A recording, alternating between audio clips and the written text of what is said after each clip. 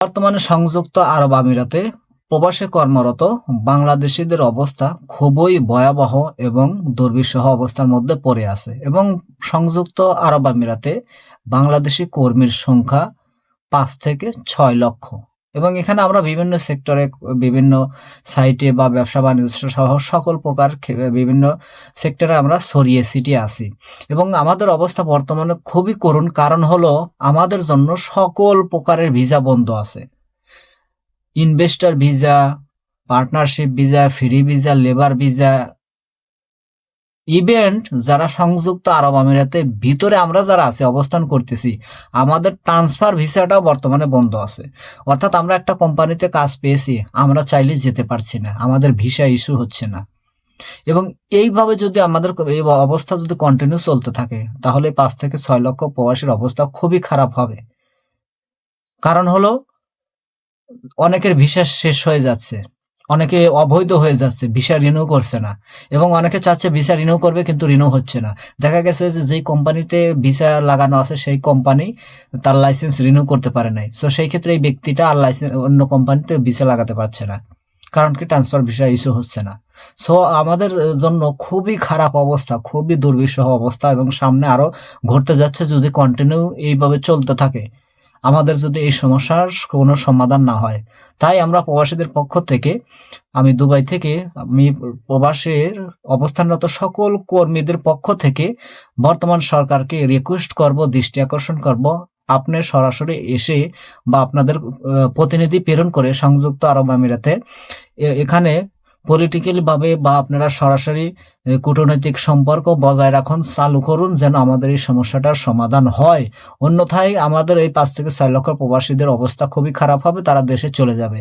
এবং কারণ কি, তা অবৈধ হয়ে যাচ্ছে, অবৈধ হয়ে গেলে যে কোনো সময় ধরা পড়ছে, দেশে চলে যাচ্ছে এবং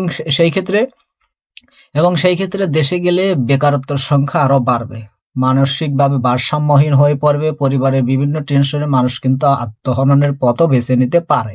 সো আমরা প্রবাসীদের পক্ষ থেকে বর্তমান ডক্টর মোহাম্মদ ইউনূসের সরকারকে, ডক্টর মোহাম্মদ ইউনূসকে আমরা বেনুত রিকোয়েস্ট করতেছি, অনুরোধ করছি, দৃষ্টি আকর্ষণ করছি, আমাদের জন্য একটা ব্যবস্থা করুন। আপনাদের রাজনৈতিক পলিসি আপনারা দেশে আছে বা বিভিন্ন সমস্যার মধ্যে আছেন, আমরা দেখতেছি এবং দেশের রাজনৈতিক ক্ষমতার পালা বদলে বা পরিবর্তনে দেশের সামগ্রিক উন্নয়নে প্রবাসীদের অবদান কিন্তু কোনোভাবেই কম না। আমরা কিন্তু সবসময় সকল প্রকারের সাপোর্ট করে আসছি, সকল প্রকারের সহযোগিতা করে আসছি, যে যখন যে অবস্থাতে দেশের জন্য ভালো কিছু করণীয় আমরা করে যাচ্ছি। সো এই কারণে সরকারের প্রতি আমরা বিশেষভাবে দৃষ্টি আকর্ষণ করব, আপনারা আপনাদের প্রতিনিধি প্রেরণ করেন, সরাসরি আপনারা এখানে ডিসকাস করেন কেন আমাদের এই সমস্যাটা সমাধান হচ্ছে না, কেন আমাদের ভিসা বন্ধ হয়ে যাচ্ছে, কেন আমাদের ট্রান্সফার ভিসা চালু হচ্ছে না।